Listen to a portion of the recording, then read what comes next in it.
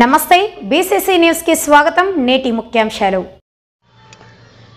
శ్రీకాళహస్తీశ్వర ఆలయంలో శాస్త్రోక్తంగా రుద్రాభిషేకం. వాయులింగ క్షేత్రమైన శ్రీకాళహస్తీశ్వర ఆలయంలో శివుని జన్మ నక్షత్రమైన ఆరుద్రను పురస్కరించుకొని ప్రత్యేక పూజలు నిర్వహించారు. ఆలయంలోని స్వామి మూల మూర్తి వద్ద ఉద్దిపిండితో పరమశివుని ప్రతిమను చేసి ప్రాణ ప్రతిష్ఠ చేసి పూజలు చేశారు. అనంతరం వేడి నీళ్లతో అభిషేకం నిర్వహించారు. ఆ తర్వాత నటరాజస్వామి వారికి కూడా అభిషేకాలు చేసి ధూప దీప నైవేద్యాలు సమర్పించారు. అనంతరం నటరాజస్వామి గ్రామోత్సవంకు తరలి రాగా భక్తులు అడుగు అడుగున నాగస్వామిని దర్శించుకుంటూ కర్పూర హారతలు నీరాజనాలు పడుతూ స్వామివారిని దర్శించుకున్నారు.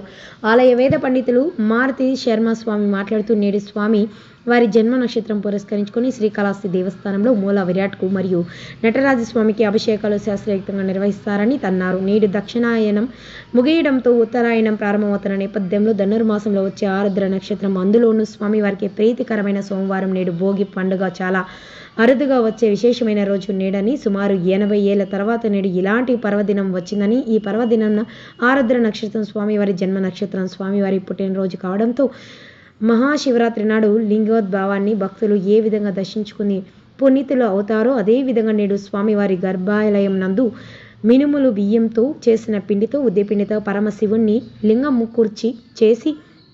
లింగ కుర్చీకి ప్రాణ ప్రతిష్ఠ చేసి ప్రత్యేక పూజలు నిర్వహిస్తారు. గర్భాలయంలో ఉన్న స్వామివారి లింగానికి వేడి నీటితో అభిషేకాది పూజలు నిర్వహిస్తారని, అనంతరం ఆలయంలో ఉన్న నటరాజస్వామికి ప్రత్యేక అభిషేకాలు నిర్వహించి ధూప దీప నైవేద్యాలు సమర్పించి స్వామివారిని సర్వాంగ సుందరంగా ముస్తాబు చేసి భక్తుల దర్శనార్థం కొలువు తీరుస్తారని, భక్తులు అటు వాయులింగేశ్వరుని నటరాజస్వామిని దర్శించుకుంటే సర్వాంబు శుభాలు చేకూరుతాయని తెలియజేశారు.